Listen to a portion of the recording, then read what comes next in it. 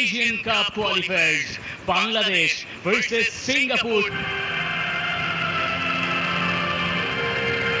Number 7 কিকঅফের অপেক্ষায় তিনি রেফারির বাঁশির পরে লাল জার্সিতে সিঙ্গাপুর, সাদা জার্সিতে বাংলাদেশ। তবে ম্যাচের শুরুতেই একটা দ্রুত বোধহয় খেয়েছেন সিঙ্গাপুরের ফুটবলার, যেটা নিয়ে 8টায় অবাক।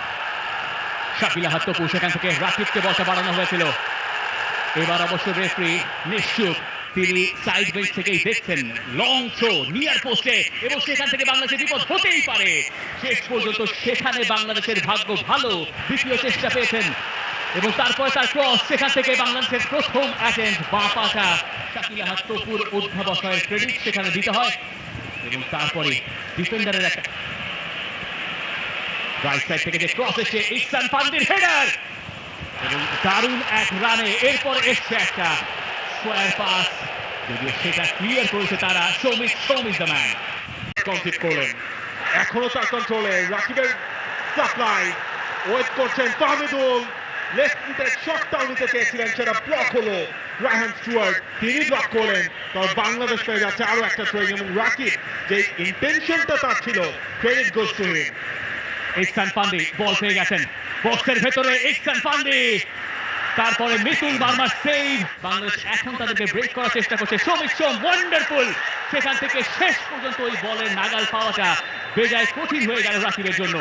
সেটা রাকিব অ্যাটেম্পটাও করলেন, তবে ইজওয়ান তিনি ছিলেন রেডি। রাকিবকে বলে আর সেই টাচটা করতে দেয়নি সৌমিক। দুজন বাংলাদেশের জন্য ঝামেলা হয়ে যাচ্ছে, তবে বাংলাদেশ এবার ঝামেলা তৈরি করতে পারে। ফাহমিদুল ছুটছেন, ফাহমিদুলকে পেছন থেকে বাধা দেওয়া হয়েছে। বাংলাদেশ এবার একটা ভালো জায়গায় ফ্রি কিক পেয়ে যাচ্ছে।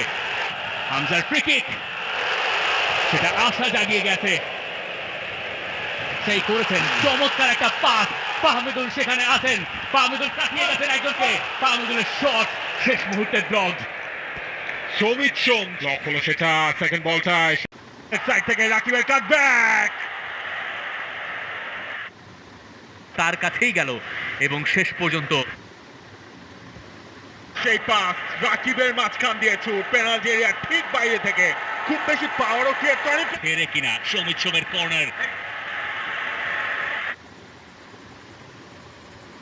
মাহবুবকে, হামজা বল দিয়েছেন রাকিবকে, রাকিব কি পারবেন?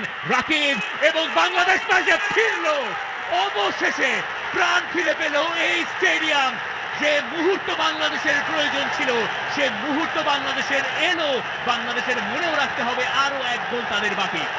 হামজার সেই পাস রাকিবের মাঝখান দিয়ে ছুট, পেনাল্টি এরিয়া ঠিক বাইরে থেকে, খুব বেশি পাওয়ারও ক্রিয়েট করে ফেরে কিনা। সৌমিক কর্নার, সামনে থেকে বোধ হয় নয়, পিছিয়ে বাংলাদেশ যেখান থেকে শুরু হয়েছিল রাকিবের সেই লং বল, শারিয়ার ইমন থেকে যেটা পেয়ে গিয়েছিলেন হামজা চৌধুরী, লেফট ফুটের নেয়া শট, সেটা গেছে বাইরে।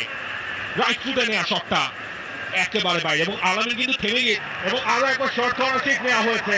আলামিন পেনাল্টির ভেতর ঢুকে পড়েছেন, আলামিনের কাছে মোসালিম, তিনি পেয়ে গেছেন ম্যাচের একেবারে শেষ আটাক।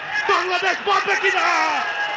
হেডারটাও হয়েছিল তারিক কাজী, তিনি নিয়েছিলেন হেডারটা, শেষ পর্যন্ত সেটা গেল বাইরে দিয়ে, এবং রেফারি তিনি তার ফাইনাল হুইসেলটা